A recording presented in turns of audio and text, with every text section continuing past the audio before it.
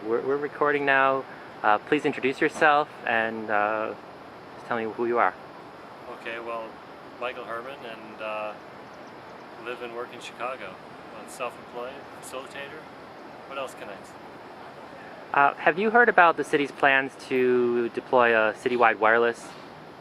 Yep. Where do you get your news? On that, I get And anything. I get it from you first.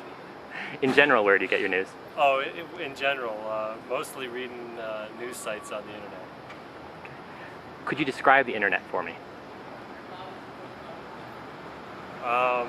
It's big.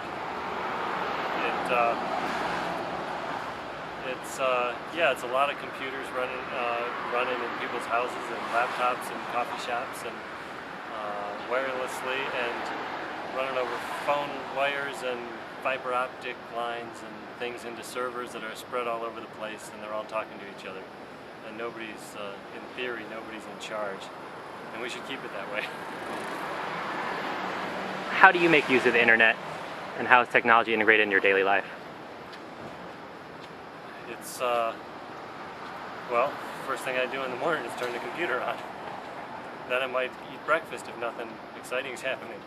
But I'm working on it all day. I'm reading the news. I'm talking to friends and family. I'm, doing phone calls over the internet with clients and colleagues.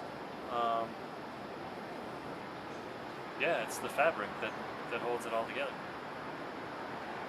In your use of the internet, is there anything that you think people would be surprised about, that they weren't aware that you could do, or in fact that you personally were doing on the internet?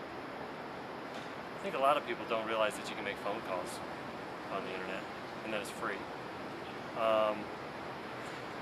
Even when the calls are international.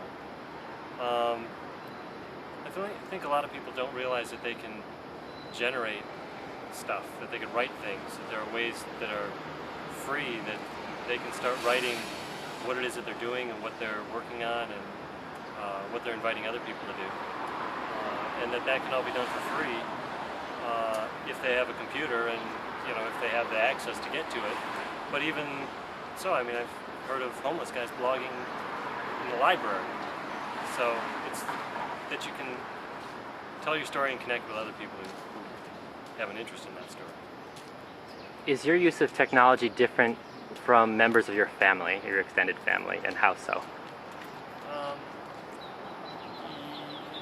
Yeah, well, it's more, well, I was going to say it's more active, but even my mom and dad are doing a lot of stuff online. So my brother's getting more into things, different things, and I probably use more different things, but family more and more, they're on often. So time-wise, it's probably a lot the same. Are there any websites that either are new to you or that you use a lot that you would particularly recommend or that you find interesting? Well, YouTube is a new toy. But I suppose if anybody's seeing this, then they've already found that.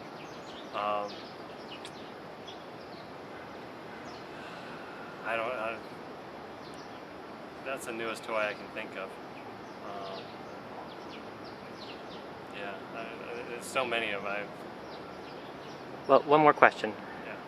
Yeah. A little bit different. How do you think the media could do a better job?